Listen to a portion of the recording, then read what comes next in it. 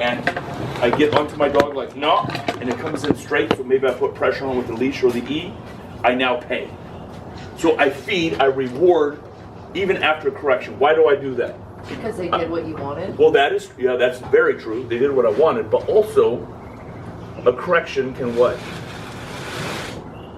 Mean a positive, and a correction brings up drive. Does that make sense? So you correct your dog, and then you pay your dog. The correction doesn't take a dog down. It makes the dog like kind of sadistic. That correction is a good thing. So we're working it back up again. Yes. Well, and they don't take a correction personally. Like I correct this Slayer, I don't know, 5 times a day for like some couple dumb things. But I don't think anybody knew. I mean, didn't know. It wasn't like, I'm bad. I'm a horrible dog. No, it just means tick, tick. In fact, one time when I corrected him, he got in and I paid him. That's why his drive stays up. So I didn't talk about this yesterday, feed a fix. The other thing, on the e-collar, one thing I did not get to, the guy that owns this place brought this up. So let's say my dog's baseline number is 22. Their working line number is 25, because we go up by 3s. That number will change, especially if you get more skilled at using the e-collar, depending on what drive they're in. A protection drive, the e-collar is going to be a much different volume than your kitchen obedience, right? So so when we come to the field, what's the first thing that I ask people when they give me the e-collar, Sandy? What's your dog's number? Yeah. I ask that all the time. Because all of our handlers know their dog's number with the collar for protection. I don't know their number for obedience, but they'll know it. If they use it in tracking, they'll know it. So you got to really get good at that. But if I am using the e-collar in a medium drive, like out at the park or something. And by the way, it's very good to go to dog parks on the outside of the dog park. Don't ever go in. But on the outside, and do your obedience. Where you have dogs rushing the fence and being stupid, if it's a safe dog park where they can't like get out to your dog. But it's really good proofing your dog with like wild, crazy stimuli for an older dog. I like doing obedience on the outside fence of a dog park. E-collar though, if I'm up there, like in a medium drive environment, like at a park, on my infraction, so let's say I'm at a silent correction on the word foos, number 4, the silent correction, I go up by 2 on every correction. So you have to get skilled at the e-collar. Who had the dog tray e-collar yesterday? You did. I have one. Do you have a close by? If I can get it. Can you? Yeah, I absolutely. love you for it. Really? You want just the controller or you want the whole thing? I just need the controller. Oh, perfect. Thank you. So the dog trot, I love the setup. I'm not crazy about the stimulation lately. It's not accurate enough. But there's a knob here. This isn't turned on her, right?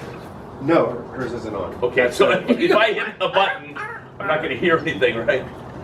Okay, it's not on her for sure. It shouldn't be. That's an arc. It has to be put up against her for it to be turned on. Okay, but it's not. Is it on her neck? It's on her neck. I'm not going to push any buttons. Just turn it off and use the buttons. Well, I got to show them this number.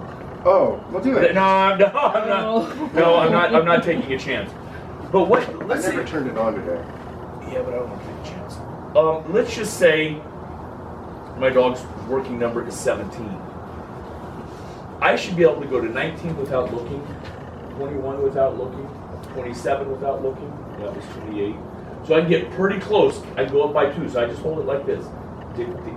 So I tell the handlers, before you use the e-collar, if you decide to go this route, your dog should wear it for 2 weeks. Before you even start using it. You don't want them to be, the box is on.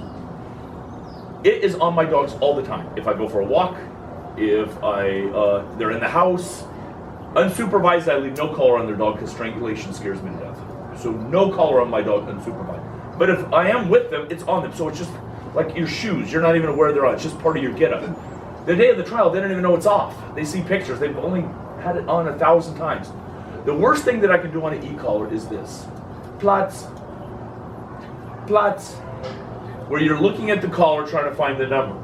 So I tell handlers when it's during on that, with each e-collar is a little bit different. The different tritonics, they're different styles. So that 2 weeks when your dog is not, you're not using it on your dog, get good when you're watching television. See if you can get it to 17. See if you can go to 90. Yep, without looking. 32. 32.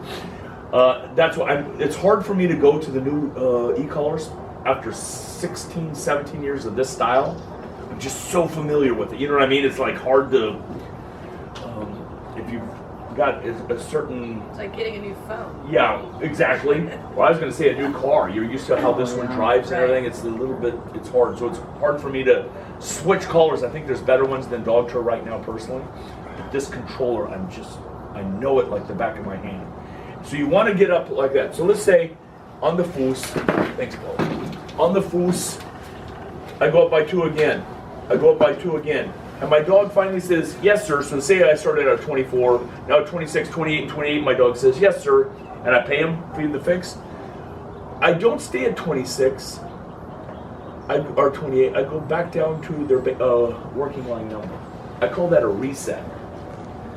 So I tell my dog mentally, this is going to happen the easy way or the hard way. You choose. That's if I'm on the level 4 correction.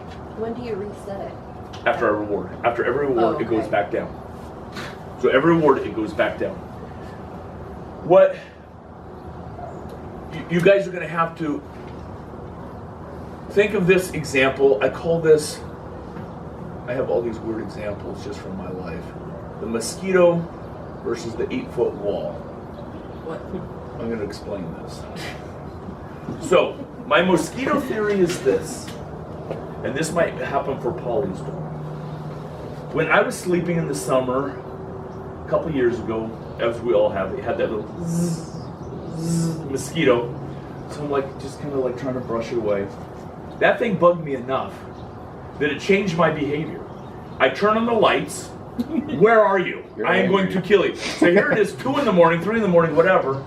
And this tiny animal that was irritating me changed the behavior.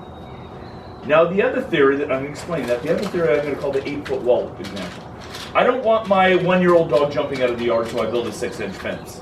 I'm like, that didn't work. Then I build a 7-inch fence. Well, that didn't work. And then I build an 8. Pretty soon I have a dog scaling an 8-foot wall. From the beginning, I might want to make a what? 8-foot wall right from the beginning. So the mosquito irritating theory is, if you have a little bit more gentle dog and it's soft to the e-collar, I'm just going to irritate you. I'm not going to go up by tooth. If I have a tender dog, why? I'm going to shut you down? That's not the purpose of e-collar, is to shut you down. Now some behaviors I shut down right now. I shut down right now. What do I make an 8-foot wall? Dog aggression. I will shut that down. I do not use the e-collar for dog aggression. There's something called a superstitious behavior. People in rattlesnake country will know this. Have you guys heard of rattlesnake clinics? Yeah. The rattlesnake clinics? Those can be dangerous for your dog because you can kind of mess them up with the e-collar. I'm sure there's a whole different type of clinics. I haven't been to one, but one of the trainers will tell me they have 3 different boxes. They use the old Tritonics collar. So box A, the rattlesnake is covered, but so the dog can't see it. The dog comes and smells, and the rattles go off. And right when the rattles go off, the trainer hits it high on the e-collar. That sound bit me. Station 2, the rattles are tight, so it makes no sound. The dog goes up, it sees the snake, and right when the dog sees the snake, it hit on the E. So that's the visual. And the third, of course, is they tie the rattles, and it's under a box, and now it's the smell. So all 3 stimuli, senses they're trying to get, that hurt. That's called a superstitious behavior. So let's just say I have dog aggression. My dog's walking by, my dog starts to bark at another dog and show a little bit of aggression. I hit it on the e-collar high. I might make that worse because my dog might think what did it? The dog. That dog. So you have to say that's red. You can start making dog aggression worse, the same with human aggression. I do not use the e-collar for aggression. I go back to the old, leave that, no, don't do that, you know what I mean? So I don't use the e-collar for aggression. That's called a Where can you use the e-collar for superstitious behaviors? We had this our house dog, it was a cattle dog or a pit mix. It was my wife's dog. And she was digging in the front yard. She was very good at the e-collar, but she was digging in the front yard and I got tired of it. So I got a cup of coffee, I opened up the blinds, I waited for her to start digging.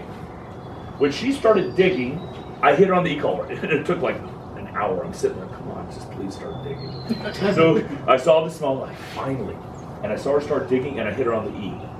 I did not say no to her. If I said no, it came from whom? Me. I wanted her to think what? The hole did it. The hole did this. And she got, it was pretty cute actually. This is sophisticated. She starts digging. I hit her on the E. She jumped back, looked at the hole, and put her foot back in it, and I hit her again. She goes, yep, that was the hole. I know, it's kind of significant. It was cute. You know what we never had again? Digging. Yeah, right. So you learn, don't dig. Fixed. But we use it, I only use superstitious behavior for 2 behaviors. You can't do it for 10. I have found people are doing it, I only use it for 2. So what would be 2? Counter surfing. You have a piece of steak on the counter. Right when that paw goes up, if you're sitting there watching TV, dogs are pretty slick. You'll see them looking at you, and then they look at the steak, and they're like, you watching, and you're just like this with the e-collar in your armpit, and then they look at you. Am I going to get away with this? And that right when that paw touches that counter, tick tick tick tick tick tick, and you don't say anything. And you're like, I saw you. I knew that. But jumping on you if you're getting ready for church. I can make this a superstitious behavior. Tick, tick. Like, don't jump on me. I love my dogs jumping on me when you're invited up. I don't want my dog just like, no, I'm not talking a puppy, guys. I'm talking a trained dog holding it. Climbing on the sliding glass door. A bar collar is a superstitious behavior. But I only like it for 2. I found people doing too many of these. And they were making the dog kind of weird. So if you decide to go this route, figure out which ones you like. Do not use it for any of the aggression. That can actually make it worse. What about wanting to chase a horse? Yeah, you can make that. Yeah, first of all, I like a good recall. So if they get superstitious and it's the horse that did it, it could make them more angry depending on the dog. Right. You know, so I'd say, leave it, tick, tick, tick, here. So I'd use the command, leave it or no, or whatever your negative command is going to be, here. But you have to be able to come back versus, ooh, that horse is hurting me. So be careful now. What's that? You can even try horse now. My dog listens to cat now. Cat. Seriously, I tell my dog cat no, and he literally goes to a screeching halt and stops. That took some training though. Like that really took some patience. But Yeah, anything I don't want him to go after now, that's like animal related. I just say cat no, and he just stops. Yeah, because It doesn't matter what. I size don't it like is. any crittering. Like we had chickens at our house. I don't have many more, but for the eggs and everything, and the chickens were great with my dogs. I mean, I could have. See, and I miss it because Slayer has not been around. But all my other dogs, all my shepherds and everything, they'd be laying down. These chickens would be pecking right next to them. Yeah. So don't chase. Don't chase the farm life. I don't let my dogs chase squirrels. I don't let them chase rabbits. Some people say, well, I like them to kind of get exercise. I'm like, let me tell you where this can haunt you. I got this one time on a track. I think I got like a 99, and the score was too high. It should have been a 93 because my dog messed up a little bit. I'll tell you why I got 99.